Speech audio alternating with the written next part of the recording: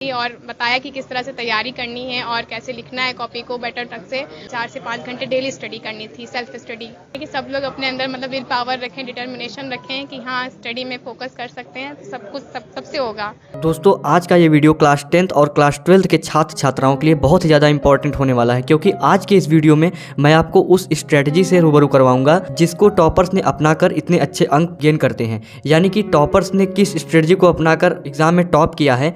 इस बात को पर्सनली जब टॉपर से पूछा गया कि आप अपनी बोर्ड कॉपी में ऐसी कौन सी ट्रिक्स का यूज़ करते हो जिससे आप एग्जामिनर को इंप्रेस कर पाते हो, तो जो कुछ भी उन्होंने बताया वो सब आज आप इस वीडियो में जानने वाले हैं। तो वीडियो को पूरा देखना, इसकी बिल्कुल मत करना। 2024 का बोर्ड एग्जाम आप देने वाले हैं तो चैनल को सब्सक्राइब जरूर कर लेना। तो दोस्तों हमने कुल 3 विषय की कॉपी लिख ली है। यानी कि सबसे पहले हम आपको हिंदी में बताएंगे कि आपको हिंदी की कॉपी कैसे लिखनी है, उसके बाद हम आपको मैथ्स में बताएंगे कि आपको मैथ्स की कॉपी कैसे लिखनी है, और उसके जस्ट बाद हम बताएंगे साइंस की कॉपी कैसे लिखनी है। यानी कि आप कुल 3 सब्जेक्ट के बारे में जान पाएंगे कि आपको कॉपी कैसे लिखनी है, और ये मेरी नहीं टॉपर्स की बताई गई स्ट्रेटजी है। तो सबसे पहले अगर आपको कोई भी गद्य दिया है तो गद्य जहाँ से दिया गया हो उसके कुछ शब्दों को यहाँ पर लिख लीजिए, और उसके बाद लास्ट वाले शब्द को यहाँ पर लिख लीजिए और बीच में से डॉट करके छोड़ दीजिए। और संदर्भ में आपको सिंपली टॉपर्स ऐसे लिखते हैं जैसे कि आप लिखते हो, यानी कि जैसे कि क्वेश्चन बैंक में लिखा रहता है सिंपल वो लिखते हैं, बस उनके अंदर वो रहता है। चैप्टर का नाम ब्लैक पेन से लिख लेंगे यानी कि हाईलाइट कर देंगे, और लेखक का नाम भी ब्लैक पेन से लिखकर हाईलाइट कर देंगे। ये सबसे बड़ी चीज़ है जो कि बच्चे छोड़ देते हैं जल्दी जल्दी में कि इससे टाइम खराब होगा, बल्कि इससे आपको अच्छे नंबर मिलेंगे।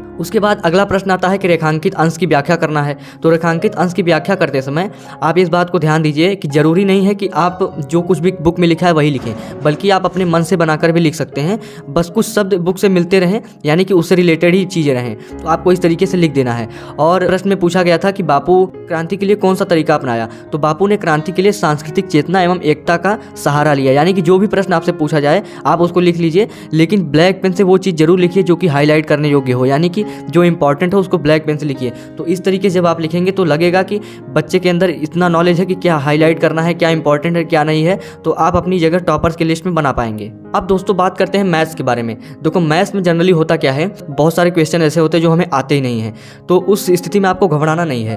क्वेश्चन देखो जिस तरीके से दिया रहे ना उससे रिलेटेड भी अगर थोड़ा बहुत आप सॉल्व करके, जैसे आप यहाँ पे इसको रेशनलाइजेशन भी कर देंगे, यहाँ पर किया गया है प्रमेयीकरण जिसको कहते हैं, तो भी करके सॉल्व करके नीचे तक आएंगे तो आपको स्टेप मार्किंग के तहत नंबर दे दिया जाएगा। तो घबराना बिल्कुल नहीं है। और ये वाला क्वेश्चन क्लास 10th वालों के लिए बहुत ही ज़्यादा इंपॉर्टेंट है, मैंने पहले ही मेंशन कर दिया है। जैसे मान लीजिए सिद्ध करने वाला क्वेश्चन मिलता है, ये टोटल 4 नंबर का क्वेश्चन है और 2020 में ये पूछा गया था।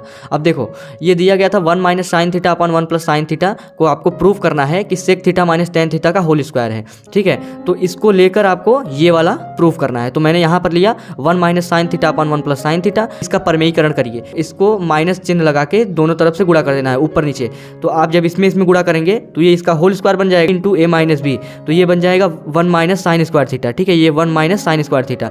अब यहाँ पर ये 1 माइनस साइन थीटा इसका पूरा होल स्क्वायर, और ये 1 माइनस साइन स्क्वायर थीटा बन जाता है कॉस स्क्वायर थीटा, और इसको आपको यहाँ पर इस तरीके से मेंशन कर देना है ताकि एग्जामिनर को लगे इसके पास फॉर्मूले का नॉलेज है, यानी कि रट के नहीं आया है। तो इस तरीके से सॉल्व करके आपको पूरा स्टेप वाइज, बहुत सारे बच्चे होते हैं स्टेप को गायब कर देते हैं कि हम मन में कर लेंगे और स्टेप को लिखेंगे नहीं। देखो क्या होता है, आपको आता है ये बात सही है, बट एग्जामिनर को आपको आने से मतलब नहीं है, आप कितना उसको डिपिक्ट कर पाते हो, यानी कि कितना दर्शाते हो, ये आपके ऊपर डिपेंड करता है। अब यहाँ पर मैं चाहता तो इसको डायरेक्ट कर देता sec theta minus tan theta, लेकिन मैंने नहीं किया। 1 upon cos theta minus sine upon cos theta, अब 1 upon cos theta sec theta और sine upon cos theta tan theta, और ये हो गया होल स्क्वायर। यहाँ पर RHS, यहाँ पर आप इति सिद्धम भी लिख सकते हो।